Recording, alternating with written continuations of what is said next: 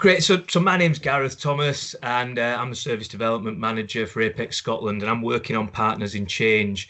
And as a project, we're really looking internally within Apex to kind of work out what it means to be trauma informed. Like, as an organisation, we're mindful of the requirement, and we wanted to take ourselves on a journey to understand what that really meant. And feedback loops have been a huge part in steering our project as that's gone along. But I think it's important to kind of go back a step and look at where we were at in 2021 when we kind of applied for this funding. So who are Apex Scotland? And we are a criminal justice and employability agency, and we work with a range of different people. And as you can see on the top right there, delivery models, depending on locality, we have a huge different kind of diverse range of services, all with that kind of goal of employability. But at this time in 2021, we had quite a big funding stream coming through from ESF funding. And I think it's kind of safe to say that that kind of steered a lot of the work that was going on inside of Apex. And the practice was kind of measuring milestones that were quite target driven, based on employability outcomes, writing CVs, getting people through to job interviews, gaining employment, and kind of converting people. And I think there was that kind of feeling of fixing people, like getting people to employment, and not really thinking about the process that went before that because of how we were measured on our success criteria. We had lots of kind of local pots of money, so that's why there's so many different types of services running, from services in the Highlands that had a space that we did lots of work in outreach and taking people to kind of do more community-based kind of connected work in groups. And then in Alloa, for example, it was more coming into a bit of a job seekers type setting and having a one-to-one chat about disclosure, writing CVs, and pushing people towards employment. And there was such a varied amount of work going on.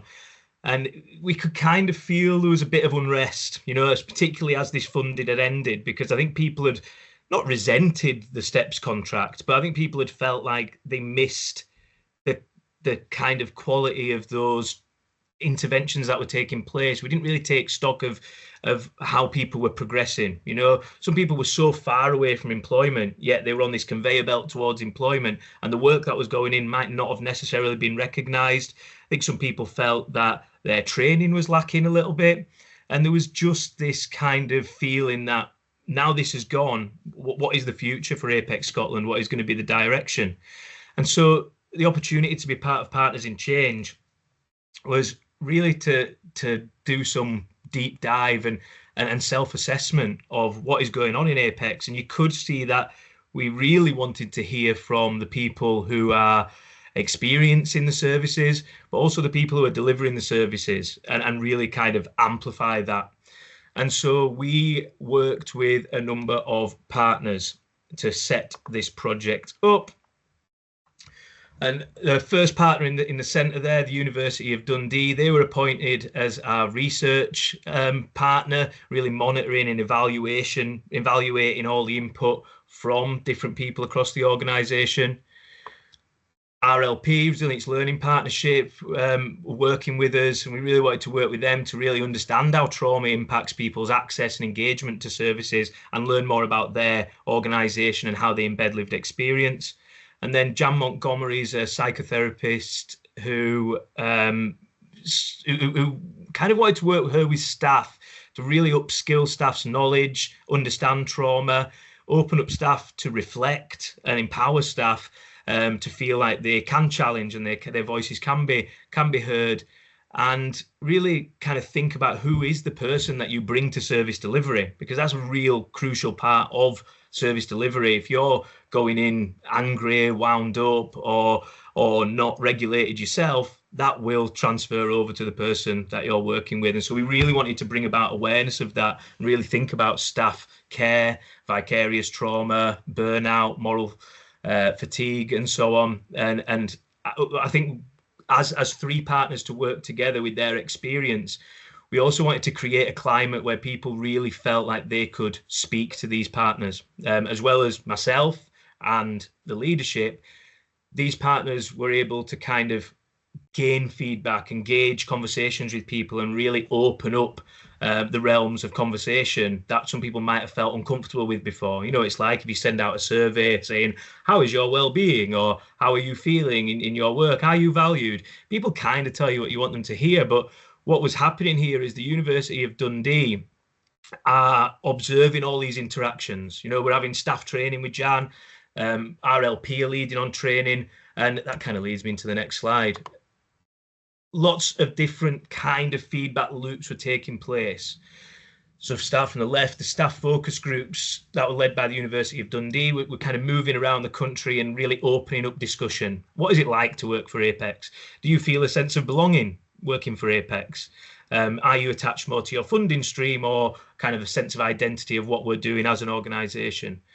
How do you feel like you're supported in your role? What are support and supervision like? And really kind of getting into the depth of those conversations. And people knew that the university were kind of in on those conversations. They were in the room and it was being recorded. But we just wanted people to feel like you can be honest and transparent here. We really want to hear it. And that took a lot from leadership, you know, and then the directors, because there's going to be uncomfortable things that surfaced. But that's what we needed to do to just get to a point where everyone felt like they were heard and we could kind of reset a little bit and start to work towards trauma-informed future.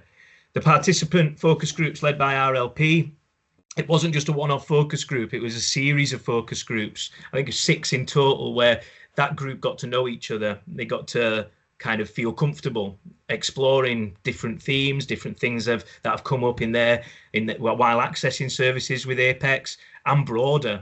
We moved it beyond Apex to think about services in general, and what are the barriers to engagement, and how does it feel sometimes to have that kind of like someone sat in front of you trying to fix your problems for you, but not really hearing you for what your actual problems were. So again, the university sat in on many of those sessions and took notes and tracked those interactions. We had a whole staff training input by Jan Montgomery. So one day every month, the whole organisation would shut down to really kind of go through understanding trauma, from self-care and understanding what you bring into interactions, to really understanding the brain, working through various components of service delivery and how trauma impacts the people that we work with. You know, we really wanted people to understand about regulation, co-regulation, the triune brain, thinking about the hierarchy of need, to get people to move away from that fixing approach to let's explore possibilities. Let's not just go, oh, here we go, let's take someone and get them into construction, because that's an easy win for a target. You know, we want people to really explore with people what are the possibilities for that individual. And again, all of those training and the interactions with Jan and what was brought up were monitored by the university, along with surveys that were kind of monitoring how people were shaping their practice. How are these training sessions and the knowledge input starting to shift your development in your role, or how are you seeing things differently? And then the offer on top of that was for check-ins with myself and Jan, because it's hard-hitting stuff. When you've done something in the same way for so long, you can be your own critic then when you're open to new knowledge, and when you get this kind of self-reflection and you are being more reflective. It certainly can be quite confronting for your own parenting that you've received, for the parenting that you've given, for roles that you've had in the past where you might have kind of fast-tracked people or seen people as a number on a spreadsheet rather than actually got to know and take a relational approach. So we've put a lot of support network in there as well. And we've really harvested that from the partners there, and we've wanted the feedback from them, and both RLP, Jan and the uni have really fed back into the research process to kind of elevate the voices. And this is about the power, I guess, in the voices were for those people who've used the service and those people who deliver the services. So as you can see from the kind of spreadsheet there's lots and lots of interactions that are taking place over the course of the year, and then their disseminated findings. And this really amplified kind of what was going on in the ground, how people were feeling delivering the services, receiving the services, and lots came out. You know, a lot of critique for Apex to deal with, and a lot of solutions and ideas for change. You know, Now, that kind of led into the university coming up with some scales, and these are scales for development. And to a point, you can't really ignore these. You know, we've done that much work, we've heard from that many different people and such a variety of different inputs that we developed a conceptual scale to really think about who are Apex and what are our values and how we're going to put across those values, how we're going to support staff better as an individual scale. And we wanted staff to feel like these were like, we've listened to you, and these are now going to be our focuses for redeveloping Apex and thinking about the future, who we are in the community, and the environmental scale, thinking about the facilities. What do our facilities represent? You know, if you're coming in and there's just paper everywhere and it looks scruffy, like how does that make someone feel who's accessing the services? Because that has come up. I can go into loads of detail on these 4 different areas on how we're gonna try and tackle some of these with solutions, but I won't do that. I'll kind of move on because I've only got a little bit of time. But as you can see, like lots of concerns came up, people feeling like imposter syndrome. You know, I didn't feel trained, but I feel like I should know what I'm doing. I should know how I can change this person's life. Is support and supervision good? No, I feel like it's a tick box. So do you feel safe when you're out working in the community? Do you feel confident raising issues with leadership? All of these things were discussed and presented to us from the university's report. So kind of where are we at now? And feedback loops have had a huge impact. They've steered the whole project. You know, as time's gone on, what we set out to achieve there's bits that have been held up, there's bits that have been accelerated. I'll give you a little bit of time to read all that. I won't read it to you.